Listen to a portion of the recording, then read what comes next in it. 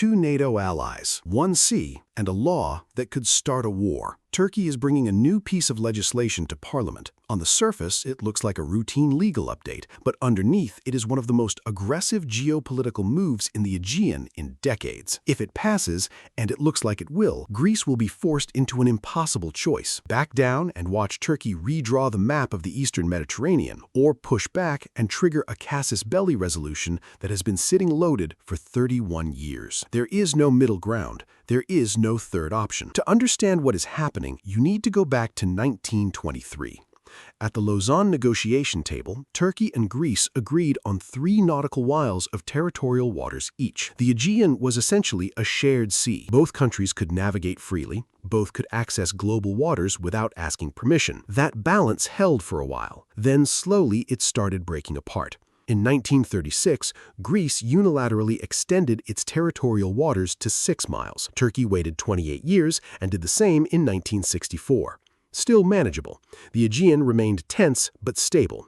Then came 1982. United Nations Convention on the Law of the Sea, UNCLOS, was signed. It gave countries the right to extend territorial waters up to 12 miles and declare exclusive economic zones up to 200 miles from their coasts. Nearly 170 countries signed it. Turkey refused. The reason is geography. The Aegean has more than 2,500 islands and islets. Most belong to Greece, some sit just a few hundred meters from the Turkish coast. If Greece draws a 12-mile territorial sea around all its islands, over 70% of the entire Aegean falls under Greek sovereignty. Turkish warships would need Greek permission just to reach the Mediterranean. Turkey called this turning the Aegean into a Greek lake, and it drew a very clear red line. In 1995, the Turkish Parliament passed a unanimous resolution.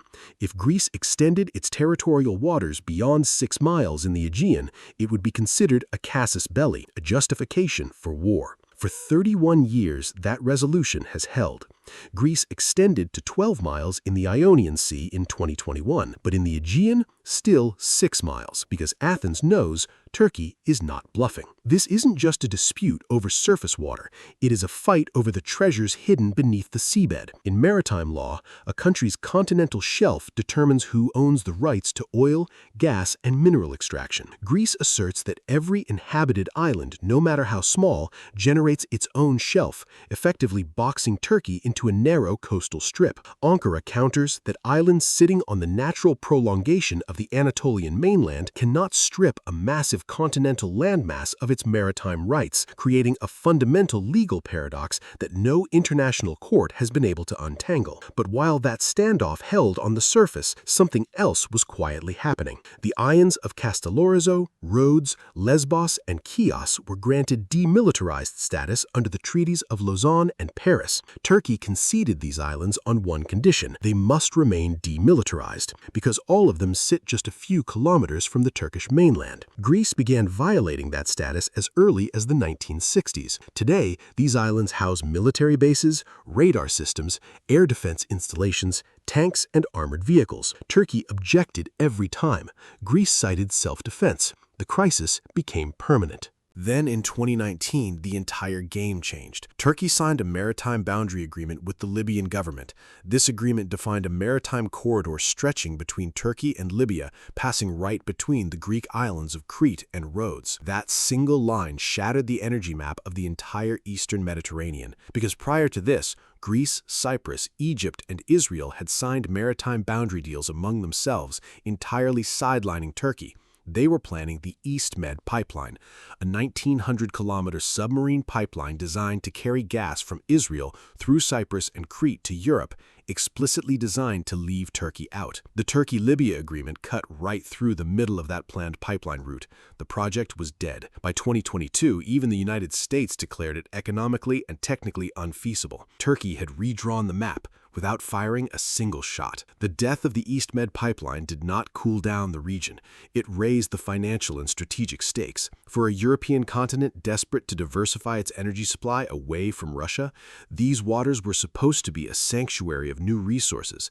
Instead, the area has transformed into a geopolitical minefield where civilian exploration ships mapping the seabed must be escorted by heavily armed frigates, turning commercial energy ventures into direct military confrontations. concessions. Now Turkey is going further. The new law being brought to parliament grants the president sole authority to determine fishing, mining, and drilling rights in areas extending up to 200 nautical miles from Turkish coasts. In other words, Turkey will act as the decision-maker of the entire region. Whether you want to drill for oil or catch fish, Turkey decides. This is the Blue Homeland doctrine being written into law. For decades, the Blue Homeland was viewed by outsiders as merely a conceptual framework taught in naval academies and debated by military strategists. By codifying it into domestic legislation, Ankara is transitioning from a defensive, reactive foreign policy to an assertive, norm-setting reality. This law establishes a new status quo on paper that forces international shipping conglomerates and energy syndicates to either recognize Turkish jurisdiction by default or risk operating in a legal gray zone heavily patrolled by the Turkish Navy. Right now, just across from Greece on the coasts of Izmir, a massive amphibious landing exercise is being conducted with thousands of Turkish troops. Simultaneously, the Turkish armed forces are running EFES 2026, one of the largest military drills in the Aegean in recent years. None of this is coincidence. Turkey is sending a message. The Blue Homeland is non-negotiable. Greece is not staying quiet either. Its president recently stated that land and sea borders are non-negotiable, and the military will protect them absolutely. Greece is establishing marine parks, preparing for the 12-mile extension, and counting on EU backing. Two strategies heading into direct collision. For Washington and Brussels, this escalating friction is a strategic nightmare. NATO's southeastern flank is effectively cannibalizing itself at a time when regional stability is already razor-thin. With every mock dogfight over the Aegean and every tense naval standoff, the real danger is no longer just deliberate aggression. It is the terrifyingly high probability of a single tactical mistake triggering a war that neither side wants, but neither can afford to avoid. If this law passes, Greece faces only two choices. Stay at 6 miles and watch Turkey expand its presence across the eastern Mediterranean, deepen its Libya connection, and operate freely with northern Cyprus, or move towards 12 miles and test the Casus Belli resolution that has been waiting for 31 years. There is no negotiated middle ground in sight. Frozen conflicts can only stay frozen for so long. Eventually, they are resolved through diplomacy, or they explode. The Aegean has been frozen for 44 years. The ice is cracking, and this time nobody seems willing to step back. If this video made you think about how Europe's economic and geopolitical foundations are shifting simultaneously, watch our Germany video next. While Greece and Turkey are fighting over the sea, Germany is fighting for its economic survival. Europe's engine is breaking down. Watch it next and see how connected all of these crises really are. Thanks for watching. See you on the next one.